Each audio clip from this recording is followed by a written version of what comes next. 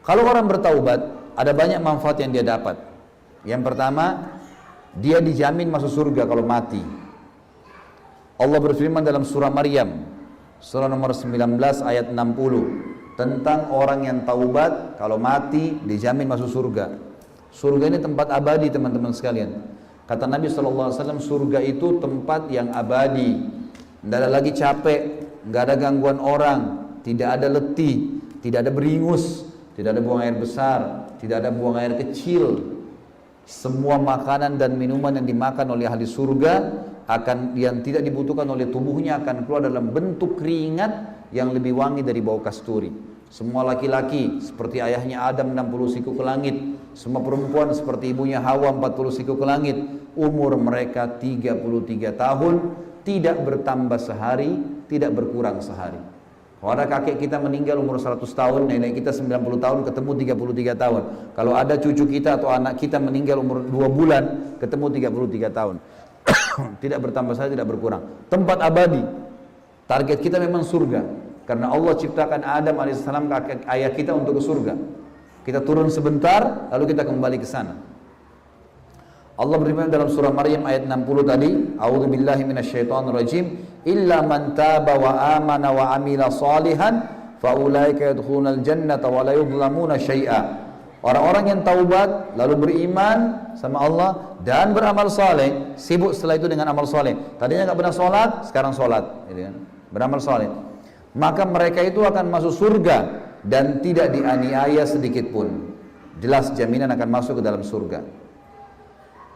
Kemudian teman-teman sekalian dalam surah At-Tahrim, surah nomor 66 ayat 8, Allah juga berfirman, A'udzubillahi minasyaitonirrajim, ya ayyuhalladzina amanu tubu ilallahi taubatan nasuha asa rabbukum an yukaffira ankum sayiatikum wa yudkhilakum jannatin tajri min tahtiha al-anharu tajri min tahtiha al-anharu yawma la yukhzillahu an-nabiyya walladzina amanu ma'ah nuruhum yas'a baina aydihim wa bi aymanihim yaquluna rabbana atmim alaina nurana waghfir lana innaka ala kulli syai'in qadir. Hai orang-orang yang beriman, bertaubatlah kalian segera dengan taubat nasuha kepada Allah, taubat semurni-murninya. Maka mudah-mudahan Tuhan kalian akan menutupi dan memaafkan kesalahan-kesalahan kalian dan memasukkan kalian ke dalam surga yang mengalir di bawahnya sungai-sungai. Pada hari ketika Allah tidak akan menghinakan Nabi dan orang-orang beriman yang bersama dengan dia. Sedangkan cahaya mereka pada hari kiamat memancar di hadapan mereka, di sisi kanan mereka, sambil mereka mengatakan, Ya Rabb kami, sempurnakanlah bagi kami cahaya kami, dan ampunilah kami, sesungguhnya Engkau zat yang maha kuasa atas segala sesuatu. Jadi jaminan surga maksudnya. Yang kedua, orang taubat teman-teman, dosa-dosanya diganti menjadi pahala. Kalau kita pernah berbuat dosa, kemudian kita taubat nasuha, dosa-dosa yang pernah kita lakukan dari zina, dari khamar, dari apa saja, diganti menjadi pahala oleh Allah. Asal taubat nasuha. Allah berfirman dalam surah Al-Furqan tentang masalah itu. Surah nomor 25 ayat 70. A'udzubillahi minasyaitonirrajim. Illa man taba wa amana wa amila amalan salihah fa ulaika yubaddilullahu sayyi'atihim hasanat wa kana Allahu ghafurur rahima. Kecuali orang-orang yang taubat, beriman dan mengerjakan amal saleh, maka kejahatan mereka diganti oleh Allah menjadi kebajikan, dan Allah Maha Pengampun lagi Maha Penyayang. Surah Asy-Syura, surah nomor 42 ayat 25. Lihat bertubi-tubi Allah ingatkan kepada kita, diganti dosa kita menjadi pahala, menjadi tambahan aset di timbangan amal kita. Asy-Syura surah nomor 42 ayat 25 berbunyi, A'udzubillahi minasyaitonir rajim, wa huwal ladzi yaqbalu taubata an ibadihi wa ya'fu 'anis sayyiati wa ya'lamu ma taf'alun. Dan dialah yang menerima taubat hamba-hambanya dan memaafkan kesalahan-kesalahan dan mengetahui apa yang kalian lakukan. Yang ketiga teman-teman, dijanjikan bagi orang yang taubat keberuntungan dan kebahagiaan di dunia. Surah An-Nur, surah nomor 24 ayat 31 berbicara masalah itu. A'udzubillahi minasyaitonirrajim. Wa qul lil mu'minati yaghdudna min absarihinna wa yahfadna furujahunna wa la yubdina zinatahunna illa ma dhahara minha wal yadribna bi khumurihinna ala juyubihin wa la yubdina zinatahunna illa ma dhahara illa li bu'ulatihinna au abaihinna au abai buulatihinna au abnaihinna au abnai buulatihinna au ikhwanihinna au bani ikhwanihinna au bani akhawatihinna au nisaihinna au ma malakat aymanuhunna au ittabi'ina ghairu ulil urbati minar rijal au ittiflil ladina lam yadhharu ala auratin nisa wala yadribna bi arjulihinna liyu'lama ma yukhfina min zinatihinna wa tubu ila Allahi jami'an ayyuhal mu'minuna la'allakum tuflihun. Katakanlah kepada wanita-wanita yang sudah beriman, setelah mereka tahu mana halal haramnya Allah, hendaklah mereka menahan pandangan dan kemaluan mereka dari yang haram, dan janganlah mereka menampakkan perhiasan mereka kecuali yang biasa nampak darinya saja, dan hendaklah mereka menutupkan kain kudung ke dadanya. Jadi wajah sama telapak tangan yang maksimal bisa terlihat secara umum. Dan hendaklah mereka meletakkan kain yang jatuh sampai menutupi dada-dada mereka. Dan janganlah mereka menampakkan perhiasan mereka kecuali kepada suami mereka atau ayah mereka atau ayah suami mereka, maksudnya yang bertua, atau putra-putra mereka atau putra-putra suami mereka. Pada perempuan nikah sama duda, punya anak, maka itu jadi mahramnya. Atau saudara-saudara laki-laki mereka, saudara mereka, atau putra-putra saudara laki-laki mereka, maksudnya keponakan, atau putra-putra saudara perempuan mereka, ponakan dari saudara laki-laki atau saudara perempuan, atau wanita-wanita Islam sesama dengan wanita boleh memperlihatkan, atau budak-budak yang mereka miliki, atau pelayan-pelayan laki-laki yang tidak mempunyai keinginan terhadap wanita. Jadi misalnya ada seseorang yang sudah sangat tua, laki-laki 80-90 tahun, kerja kebun, bersihin kebun, dia sudah tidak ada keinginan untuk menikah. Maka untuk laki-laki seperti ini dianggap oleh Allah tidak mengapa terlihat sebagian. Yang boleh dilihat oleh mahram itu kan leher ke atas, siku ke bawah, lutut ke bawah, kan itu. Tapi bagi laki-laki yang sudah sangat tua di sini, atau anak-anak yang belum mengerti tentang aurat wanita, di bawah 3 tahun, 5 tahun, 10, sebelum balik ya, tapi biasanya di bawah 7 tahun kata ulama. Dan janganlah mereka memukulkan kaki mereka agar diketahui perhiasan yang mereka sembunyikan. Maksudnya zaman dulu perempuan-perempuan itu suka taruh gelang di kakinya. Jadi kalau mereka jalan berbunyi gelang itu, maka laki-laki jadi pandang gitu. Dikatakan, dan bertaubatlah kalian semua kepada Allah agar kalian menjadi orang-orang yang beruntung. Artinya kalau taubat beruntung, kata ulama, beruntung di dunia, akan kalau buka usaha diuntungkan, kalau menikah akan bahagia, kalau apa saja berteman akan setia, semua akan terbuka. Itu makna beruntung. Di akhirat timbangan amalnya akan menang yang amal baiknya, masuk surga akan dapat tempat yang baik dan seterusnya. Semua akan didapatkan. Juga dalam surah Al-Qasas, surah nomor 28 ayat 67, Allah berfirman, A'udzubillahi minasyaitonirrajim, fa amma man taba wa amana wa amila salihan fa asa an yakuna minal muflihin. Siapapun di antara orang-orang yang taubat lalu beriman dan beramal saleh, maka mereka termasuk orang-orang yang akan beruntung. Yang keempat teman-teman, dijamin keimanan dan pahala besar bagi mereka. Allah berfirman tentang masalah itu dalam surah An-Nisa, surah nomor 4 ayat 146. Illal ladzina tabu wa aslahu wa atasamu billahi wa akhlasu dinahum lillahi faulaika mahal mu'minin wa sawfa yu'tillahu mu'min ajran 'azima.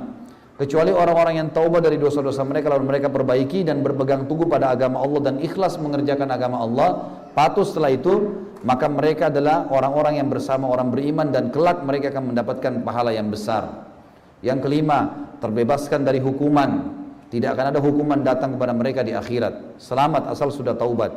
Allah Subhanahu wa taala menyebutkan dalam banyak sekali dalil, saya angkatkan satu saja, yaitu firman Allah Subhanahu wa taala di dalam surah At-Taubah ayat 11. At-Taubah ayat 11. Allah SWT berfirman, At-Taubah surah nomor 9 ya. A'udzubillahi minasyaitonirrajim, fa in tabu wa aqamus salata wa atauz zakata fa ikhwanukum fid din wa nufassilul ayati liqaumin ya'lamun. Jika mereka taubat, mendirikan salat dan menunaikan zakat, maka mereka adalah saudara-saudara kalian seagama, maka telah kami jelaskan ayat-ayat kami kepada orang-orang yang beriman. Yang keenam, terhalalkan pendapatan halal bila mereka telah berbuat riba. Jadi misal teman-teman dulu pernah KPR riba, pernah bayar rumah cicilan, pernah bayar motor cicilan, riba, uang riba. Kalau teman-teman dulu belum tahu hukumnya dan sudah terlanjur lunas rumah itu, sudah terlanjur lunas motor itu, atau sementara dicicil pun, sekarang tahu hukumnya, maka yang lalu itu kalau taubat jadi halal. Yang lalu jadi halal. Jadi kalau sudah terlanjur dibayar, udah halal tuh. Kalau sementara KPR, kita bisa lunasin, bagus. Kalau tidak, lanjutkan cicilannya, tapi tidak buka pintu riba baru. Yang sudah terlanjur dicicilnya jadi halal buat kita. Allah menyebutkan masalah itu, jadi judulnya terhalalkan pendapatan haram bila riba. Surah Al-Baqarah, surah nomor 2 ayat 275. Ini teman-teman hafal baik-baik surah ini. Surah nomor 275. Setiap orang tanya masalah riba, kembalikan Al-Baqarah 275. Al-Baqarah 275. Allah berfirman, A'udzubillahi minasyaitonirrajim. Alladzina ya'kuluna riba la yakumuna illa kama yakumul ladzi yatakhabbathu asyaitanu minal mas. Dzalika bi annahum qalu innamal bai'u mithlu riba wa ahallallahu al-bai'a wa harrama riba faman ja'ahu mau'izatun min rabbih fantaha falahu ma salafa wa amru ila Allah wa man 'ada fa ulaika ashabun nari hum fiha khalidun. Orang-orang yang memakan riba tidak dapat berdiri melainkan seperti berdirinya orang yang kemasukan syaitan lantaran tekanan penyakit gila. Teman-teman sekalian, ini jangan dianggap remeh ya. Saya selalu nasihatin jemaah saya di Jakarta, kalau bapak ibu sudah tahu riba, berhenti. Kalau sudah tahu tetap ngotot, Allah mengancam dengan penyakit gila nih. Dan subhanallah, kebanyakan mereka yang tetap ngotot dengan riba kalau sudah tahu, pasti hidupnya stres berat, dalam kondisi mendekati gila atau bahkan jadi gila. Banyak. Ini bahaya sekali. Allah bilang, orang-orang yang tetap ngotot makan riba, sudah tahu hukumnya, tidak dapat berdiri melainkan seperti orang yang kemasukan syaitan lantaran tekanan penyakit gila. Keadaan mereka yang demikian itu karena mereka mengatakan bahwasanya jual beli sama saja dengan riba. Padahal Allah menghalalkan jual beli dan mengharamkan riba. Orang-orang yang telah sampai kepadanya larangan dari Tuhannya, lalu terus berhenti, langsung tidak mau lagi lanjutin riba itu, atau berhenti, maka baginya yang telah diambil dulu, rumah yang sudah di KPR, ya, kemudian apa yang sudah berjalan dulu, motor segala mobil, sudah halal kata Allah. Sebelum datang larangan, asal dia belum tahu waktu itu. Dan urusannya, kalau dia bohong, kembali kepada Allah. Orang yang kembali mengambil riba, setelah datang hukum padanya, maka orang ini adalah penghuni-penghuni neraka, dan mereka akan kekal di dalamnya. Baik teman-teman sekalian, manfaat selanjutnya dijamin rezeki. Orang yang taubat akan terbuka rezekinya. Allah berfirman dalam surah Nuh, bagi orang yang belum punya anak, di sini yang hadir sudah lama nikah gak punya anak, bagi orang yang sudah lama kerja gak kaya-kaya, bagi orang yang sudah lama berobat tidak pernah sembuh, dengar baik-baik. Allah berfirman dalam surah Nuh, surah nomor 71 ayat 10 sampai ayat 12. Nabi Nuh berkata pada kaumnya, Allah kekalkan dalam Al-Quran, Faqultu astaghfiru rabbakum innahu kana ghaffara. Aku berkata kepada kaumku, mohon ampunlah kalian kepada Tuhan kalian, sungguhnya Dia Maha menerima ampunan. Apa gunanya? Yursilis sama alaikum midrara. Dia akan mengirimkan hujan yang lebat untuk kalian dari langit. Hujan kalau lebat, tanah jadi subur. Yang dimaksud dengan makna lain adalah Allah akan turunkan dari langit rezeki bertubi-tubi, non-stop, terus datang. Terus tambah lagi, wa yumditkum bi amwalin wa banin wa yaj'al lakum jannatin wa yaj'al lakum anhara. Dia pasti dengan taubat kalian itu memperbanyak harta dan anak-anak kalian, dan mengadakan untuk kalian kebun-kebun, dan mengadakan pula untuk kalian sungai-sungai. Pernah datang orang ke Hasan Basri, ulama tabi'in mengatakan, 3 orang datang. Yang satu bilang, Imam, hai Kiai, saya sudah lama sekali menikah dengan istri saya ini, tidak pernah punya anak. Sudah ikhtiar, sudah ke tabib, sudah ini, tapi belum datang juga anak saya. Apa saran Anda? Kata Hasan Basri, perbanyak istighfar.